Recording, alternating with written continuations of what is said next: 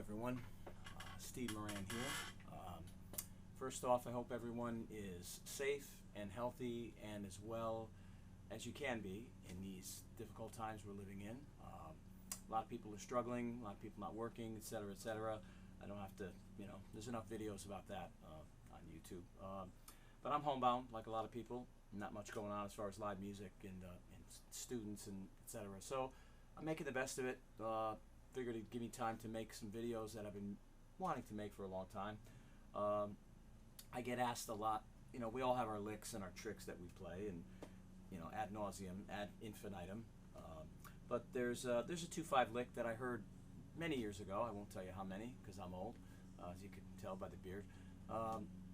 When I was in my teens, played by Michael Brecker on one of the Brecker Brothers records, Strap Hangin'. The tune, both the album and the tune, Strap Hangin'. And Michael plays this lick, this 2-5 lick at the end of his solo. It's kind of a 16th note thing, the way Michael played it. So, 2, 3.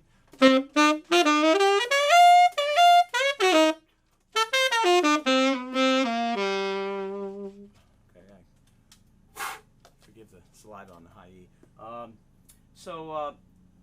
My ear always kind of was intrigued by what he did on the 5 chord, on the G7, because it's a D minor 7, G7 to C major, 2-5-1.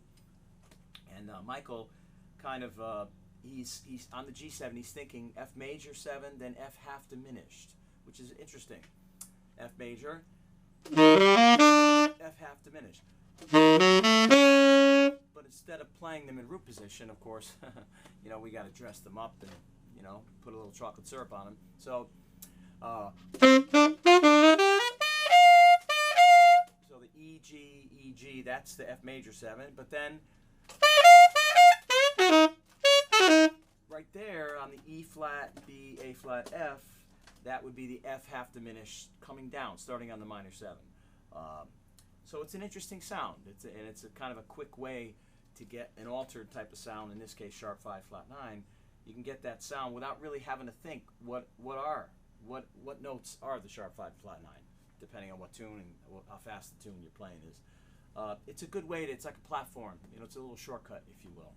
So, F major, F half diminished, and then the 1. You can do whatever you want in the 1 chord, obviously. For me, the magic of this lick is trying to get what's happening on the 5 chord and really hear it in your head, not just remember the half diminished, what that is in any key, but to really hear.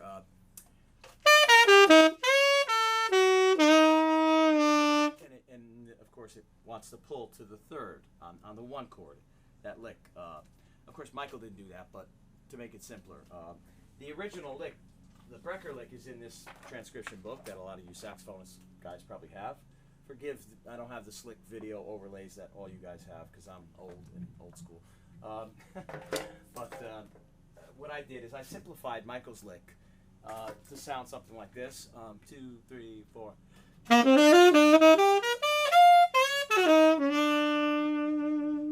That's a little bit easier. It doesn't have all the crazy 16th note syncopated stuff. This is the way it looks if I can get it on the screen here. Forgive me for being kind of rough in this department, but there's the lick simplified. I kind of changed it a little bit. The tricky thing about the lick is that when you get to that half diminished thing on the 5, you're playing it starting on the minor 7. You're playing it coming down. So often we learn chords starting from the root, right? Major 7, dominant 7, minor 7, however you practice them. Here's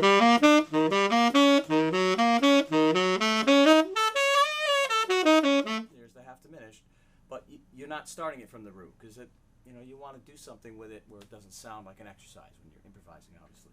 So if you're playing this in various keys, it's tricky. Whatever dominant 7 chord you're on, so in this case G7, you're down a whole step, right? Because you want the F major 7, which is like a sus, 13 sus. I'm doing this because I play piano. Sorry, I can't really talk piano without doing this. So I know I need maybe psychological help or something. and then the half diminished, again, you're starting on the minor 7. So F major 7, and then it kind of wants to start on the 1 chord. It wants to, you're on the 9 on the D, so you get that going on, which is a little bit more interesting than playing everything from the root, obviously. Originally I was going to play this in all 12 keys and with the play along, but I thought, no, it's really not about that. I don't think you guys want to sit there and hear me play in all 12 keys. That's, you know, I'm not, this is not about me. It's not about showing off, etc., etc. It's just about trying to you know, conceptualize a lick, and it might be to make it a little more accessible to some of you. So, you know, whatever key you're in, let's say we're playing in concert F, my G. The lick actually starts on G, the way I simplified it. So, my G, concert F.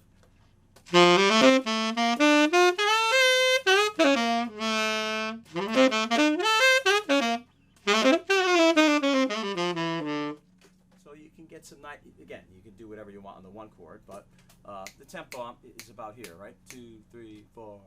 There's the half diminished. Now, what half diminished is that? Well, for in G, we're thinking A minor.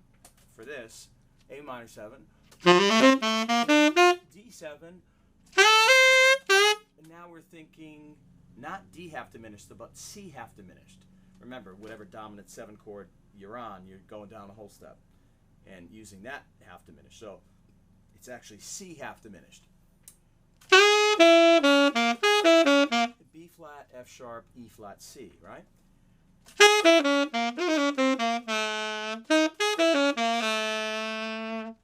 And then you want to land on the 3rd. When you arrive on the 1 chord, the lick kind of wants to land on the 3rd.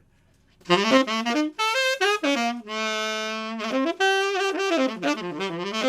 can do whatever you want on the 1 chord. You can, you know, turn up the heat, tone it down, whatever you want to do.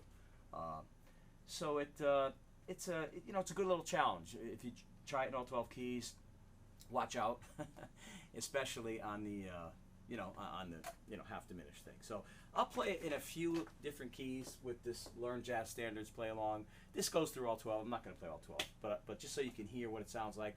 I actually sped this up, not to show off, but just to make this actual video a little bit shorter, and you can hear how it lays with the rhythm section. And now this particular play along repeats each key 3 times. Okay, if you might need 3 times to get it right. If you get the lick right the first 2 times, you may want to do something else the 3rd time. You may want to, so if we're playing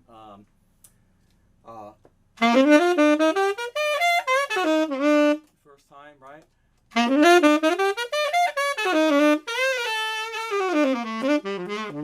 Do something else on the 1 chord. And the 3rd time, you may want to do an entirely different lick on the 5 chord. That's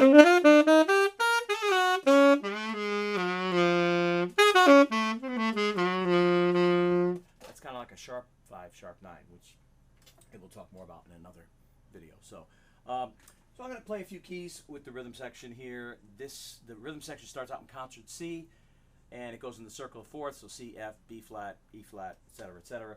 I'll just play a few, and you'll hear how it lays with the rhythm section. All right, let's check this out. So it's concert C, it's D for tenor.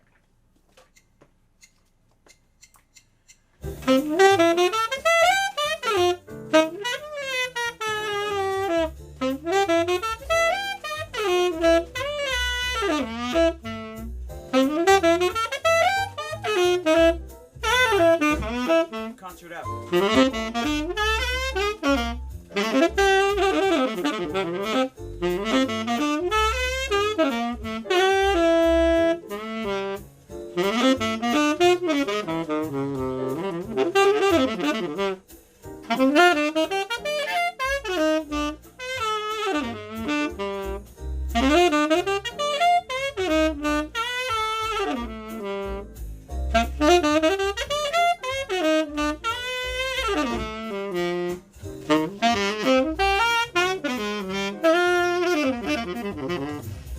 Etc., etc. I'm not gonna. It's a fun thing if you can make it through, I make it out of the dark forest alive after 12 keys. God bless you. I did not for a long time. But for me, you know, making these videos, it's not about being perfect. It's not about being the next Michael Brecker. It's not about that. Michael's Michael. You know, you're going to be you. I'm going to be me. It's just about making progress, being a little bit better than you were yesterday, you know. And, you know, progress is what it's all about for me. You know, I used to practice my little butt off before making these videos, trying to get everything perfect and delete. No, it's not about that. It's just about being yourself, being real, and you know, and really being honest with yourself. I spend a lot of time at the piano trying to really hear what's happening in the chords and everything. You know, when you look at chord changes, you don't want it to just be ink on paper. You want to be able to hear the diminished sound in the sharp 9, sharp 5, and you know, and kind of have the you know, when you see something as a chord, as an altered chord especially, be able to, you know, instantly have something ready to go. So, you know, for this lick, you may want to just play your half diminished chords, you know. First on the major.